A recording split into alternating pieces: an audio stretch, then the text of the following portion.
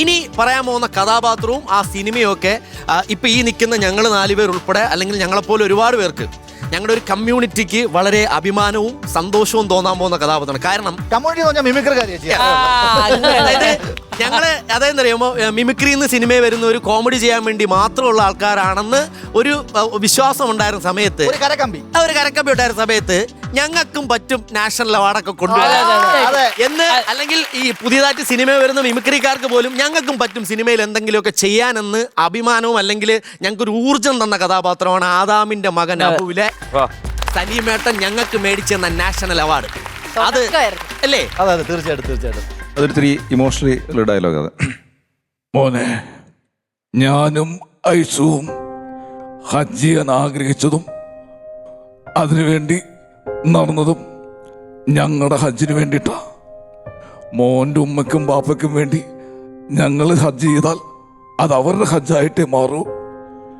ഭൂമിക്ക് മുകളിൽ മോനെ പോലെ ഒരാളുണ്ടെങ്കിൽ മണ്ണിനടിയിൽ കിടക്കുന്ന ഉമ്മയ്ക്കും പാപ്പയ്ക്കും 1000 ഹജ്ജ് ചെയ്ത പുണ്യം കിട്ടും.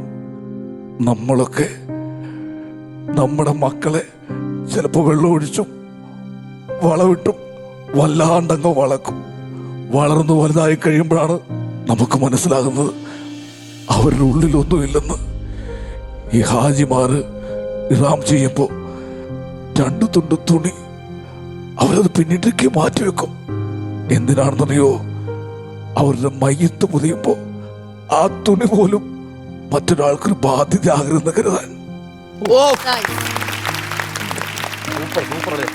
സത്യം പറഞ്ഞാ ഇപ്പോ സലീമേട്ടൻ കണ്ണടച്ച സലീമേട്ടൻ ഇവിടെ ഉണ്ട് എന്നുള്ള ഒരു രജി. നിങ്ങൾ എപ്പോഴെങ്കിലും ആ വീട്ടിൽ പോയിട്ടുണ്ടോ? അയ്യോ, ഞാൻ കഴിഞ്ഞ ദിവസം പോയിരുന്നു. ഞാൻ സലീമേട്ടനുമായിട്ട് നല്ല ബന്ധമാണ്. സലീമേട്ടൻ എൻ്റെ പ്രോഗ്രാമുകളൊക്കെ കണ്ടിട്ട് ഫേസ്ബുക്കിൽ എന്നെക്കുറിച്ചൊരു പേജൊക്കെ എഴുതിയിട്ടിരുന്നു ഒരു പ്രാവശ്യം. ഞാൻ ഓസ്ട്രേലിയയിലായിരുന്നു. അപ്പോൾ സംസ്കാര ചടങ്ങിന് കൂടാൻ പറ്റിയില്ല. അപ്പോൾ ഞാനും ഗിന്നസ് പക്രുച്ചേട്ടനും കൂടെ മിനിഞ്ഞാന്ന് വീട്ടിൽ പോവുകയും ചന്തുവിനെയും ചേച്ചിയൊക്കെ കാണുകയും ചെയ്തു. ചേച്ചി, ഇവർ രണ്ടുപേരും ഡിറ്റോ സലീമേട്ടൻ്റെ വോയിസ് പറയുന്നവരാണ്.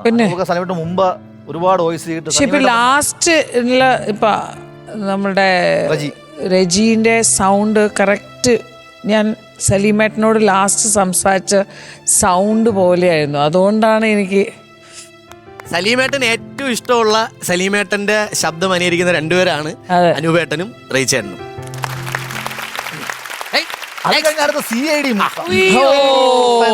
സിനിമ ഒരുപാട് നടന്മാര് തോളിലേറ്റിയപ്പം ഒറ്റയ്ക്ക് വേറെ വഴി ആ പടം അല്ലേ?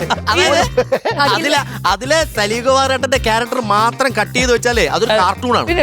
നമുക്കിങ്ങനെ പിള്ളേർക്ക് ചോറ് കൊടുക്കാതെ ഇട്ട് കാണിച്ചിട്ട് അതൊരു കാർട്ടൂൺ പരിപാടി മൊത്തം. ഇന്ന് തിങ്കളാഴ്ച വെള്ളിയാഴ്ച ഈ സലീമേട്ടൻ ചെയ്ത ഈ ക്യാരക്ടർ, ഈ സൂപ്പർമാന്റെ ക്യാരക്ടർ ഒരിക്കലും ഒരു ഇംഗ്ലീഷ് മാഗസീനിൽ അല്ലെങ്കിൽ അവരുടെ ചാനലിൽ ഒരു വലിയ റൈറ്റപ്പ് ആയിട്ട് വന്നു. കാരണം ഇങ്ങനെ ഇന്ത്യയിൽ കേരളത്തിൽ ഇങ്ങനെ ഒരു ക്യാരക്ടർ ചെയ്ത് ഭയങ്കര വൺ ഹിറ്റ് ആണ് എന്നുള്ള പേരിൽ കേരളത്തിന്റെ സൂപ്പർമാനെ ഒന്ന് കേട്ടാലോ? തീർച്ചയായിട്ടും കേരളത്തിലെ സൂപ്പർമാൻ. എങ്ങോട്ടാ പോകേണ്ടത്? നമുക്ക് താഴോട്ട് പോകാതെ മേളിലോട്ട് പോകാതെ നിനക്കുള്ളത് അടുത്ത വെള്ളിയാഴ്ച.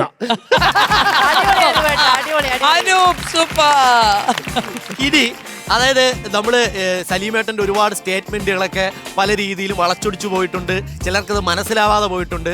അതിൽ ഏറ്റവും ഒരു മികച്ച സ്റ്റേറ്റ്മെന്റ് ആയിരുന്നു ഈ 2K കിഡ്സിനെ കളിയാക്കി പറഞ്ഞു ഇല്ലേ ചേച്ചി? 2K കിഡ്സിനെ കളിയാക്കി 90s ഒക്കെ വലിയ ആൾക്കാർ അല്ലെങ്കിൽ 80s വലിയ ആൾക്കാരെന്ന് സലീമേട്ടൻ പറഞ്ഞു. എന്നാൽ 2K കിഡ്സ് ഏറ്റവും കൂടുതൽ ആഘോഷിച്ച ഒരു പടത്തിന്റെ ക്ലൈമാക്സ് സീനുണ്ട്. അതേന്നറിയോ? ക്യൂൺ എന്ന സിനിമയിലെ ക്ലൈമാക്സ് സീൻ. അവിടെ വക്കീൽ കോട്ടിട്ട് പുള്ളി വന്നിന്ന് പറഞ്ഞതായിരുന്നു 2K കിഡ്സ് ഏറ്റവും കൈയടിച്ച സീൻ. അതിന് വർഷങ്ങൾക്ക് മുമ്പ് മീശ മാധവനിലെ അഡ്വക്കേറ്റ് മുകുന്ദനായിട്ട് വന്നിട്ട് നമ്മൾ ഒരുപാട് ചിരിപ്പിച്ചു. ജസ്റ്റ് ഓപ്പോസിറ്റ് മുകുന്ദനുണ്ണി, അഡ്വക്കേറ്റ് മുകുന്ദനുണ്ണി ഇതാ കോട്ട്. എന്തടിസ്ഥാനത്തിലാണ് നിങ്ങൾ ഇദ്ദേഹത്തെ അറസ്റ്റ് ചെയ്തിരിക്കുന്നത്? നഷ്ടപ്പെട്ടു എന്ന് പറയുന്ന തുണ്ടി നിങ്ങൾ ഇയാളുടെ വീട്ടിൽ നിന്ന് കണ്ടെടുത്തിട്ടുണ്ടോ? ഒരു കോൺസ്റ്റബിളിനെ വിട്ട് വിളിപ്പിച്ചാൽ പോലും സ്വമേധയാ പോലീസ് സ്റ്റേഷനിൽ ഹാജരാകുന്ന ആളാണ് മിസ്റ്റർ മാധവൻ നായർ. ഈ കേസിലെ വാദിഭാഗം ഭഗീരഥൻ പിള്ളയ്ക്ക് മാധവൻ നായരുള്ള വ്യക്തി വിദ്വേഷത്തിന്റെയും പ്രതികാരത്തിന്റെയും കഥ ഈ നാട്ടിലെ ഈ ചേക്കിലെ കുറ്റികൾക്ക് പോലും അറിയാം. മാധവൻ നായരുടെ സഹോദരിയുടെ വിവാഹം മുടക്കുവാൻ ഭഗീരഥപിള്ള കളിച്ച ഒരു വൃത്തികെട്ട പൊറാട്ട് നാടകമാണെന്ന് മനസ്സിലാക്കാൻ പോലീസിന് ഇന്റർവ്യൂഷനോ വക്കീലിന്റെ സ്പെക്കുലേഷനോ ആവശ്യമില്ല. 4ാം ക്ലാസ്സും കുസ്തിയും അല്പം കോമൺ സെൻസും മാത്രം മതി. ഇതിന് കൂട്ടുന്ന ഈ പെൺ പാപ്പച്ചി തന്റെ ഔദ്യോഗിക പദവി ദുർവിനിയോഗം ചെയ്തിരിക്കുകയാണ്. ഇതിന് ഇയാൾ വലിയ വില കൊടുക്കേണ്ടി വരും. TRPC 349, IPC 329, 111, 529. തൊപ്പി പോണ വഴി കാണുന്ന സാറേ. Just remember that. നന്ദി മാത്രമല്ലേ. അടിപൊളി. എന്റെ പൊല്ലെ അതിൽ കോണ വെട്ടിപ്പെട്ടു. അത് ഒറ്റ ഷോട്ടാ സോഡ വിട്ടു.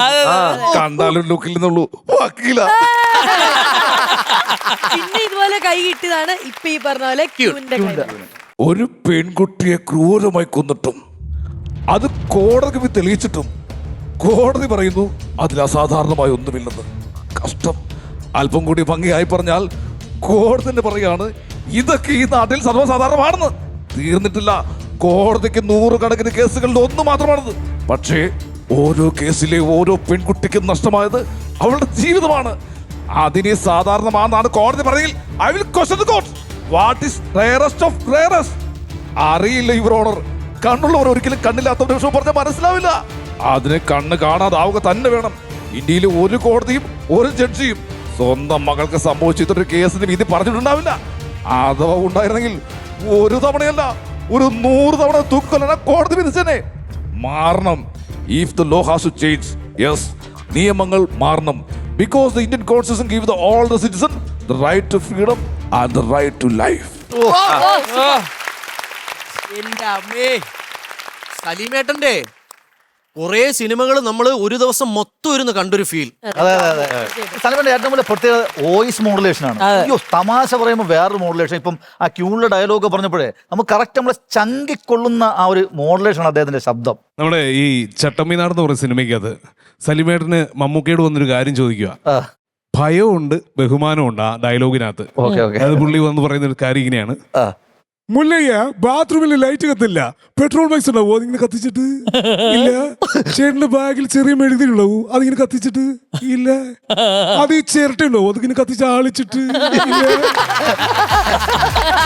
ആ പേടിയുണ്ട് പറയാനുള്ള, എന്താ പറയാൻ വേണം. താങ്ക് യു ചേട്ടാ. കൈ തന്നെ മാറിയില്ല. എന്തായാലും രണ്ടുപേർക്ക് ഒരുപാട് നന്ദി. കാരണം ഇത്രയും നേരം സലീമേട്ടനെ നമുക്ക് ഈ ഫ്ലോർ തന്നതിന് നമ്മുടെ പേരിലും പ്രേക്ഷകരുടെ പേരിലും thank you so much. Comedy മാസ്റ്റേഴ്സിന്റെ പേരിലും അമൃത ടിവിയുടെ പേരിലും ഒരുപാട് സന്തോഷം. രണ്ടുപേരും അനുഗ്രഹീത കലാകാരന്മാരുണ്ട്. എനിക്ക് ഏറ്റവും ഇഷ്ടപ്പെട്ട എന്താ പറയുക, രജീന്റെ നമ്മുടെ നോർമൽ സലീമേട്ടൻ, അനൂപ്പാണെങ്കിൽ മോഡുലേഷൻ്റെ, സലീമേട്ടൻ്റെ ഓരോരോ കഥാപാത്രത്തിന്റെ മോഡുലേഷൻ എന്ത് ബ്യൂട്ടിഫുള്ളി ആയിട്ടാണ് ചെയ്തത്.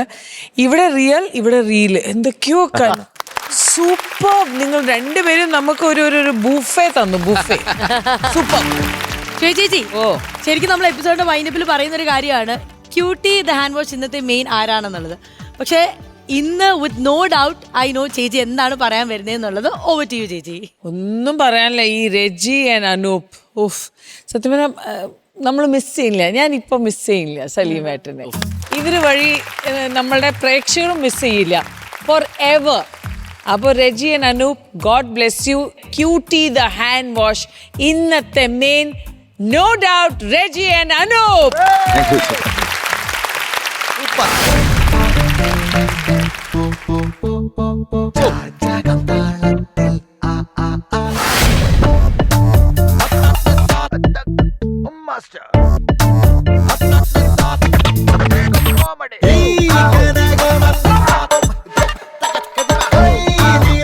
നമ്മുടെ എക്കാലത്തെ മെയിൻ ആയിരിക്കും സലീമേട്ടൻ. ആ സലീമേട്ടന്റെ ശബ്ദം ഇനി ഈ മെയിനുകളിലൂടെ ആയിരിക്കും പോകുന്നത്. അപ്പൊ എന്തായാലും ക്യൂട്ടി ദ ഹാൻഡ് വാഷ് ഇന്നത്തെ മെയിൻ, രജി ചേട്ടൻ ആൻഡ് അനൂപേട്ടൻ, കൺഗ്രാറ്റുലേഷൻ.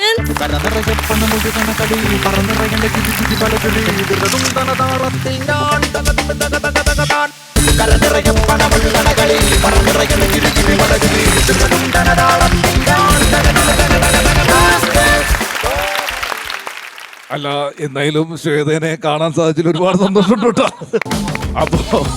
അപ്പോ ഇനിയും ഈ ഫ്ലോറിൽ എന്റെ ശബ്ദങ്ങളുണ്ടാവും, എന്റെ സാന്നിധ്യം ഉണ്ടാവും. അപ്പൊ Shweta, all the best.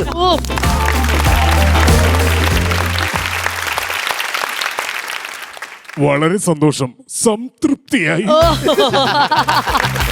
Super thank you so much. അടിപൊളി. അതെ, അടിപൊളിയായിട്ടാണ് നിങ്ങൾ പെർഫോം ചെയ്തത്. എന്തായാലും ഇവിടുത്തെ സലീമയുടെ മരണ പോലെ അല്ലേ, ഇനിയും ഈ ശബ്ദം നമ്മുടെ ഫ്ലോറിൽ ഉണ്ടാവും. ഓർമ്മകൾ ഇതുപോലെ തന്നെ നിലനിൽക്കും. അപ്പൊ സലീമേട്ട, വി മിസ് യു.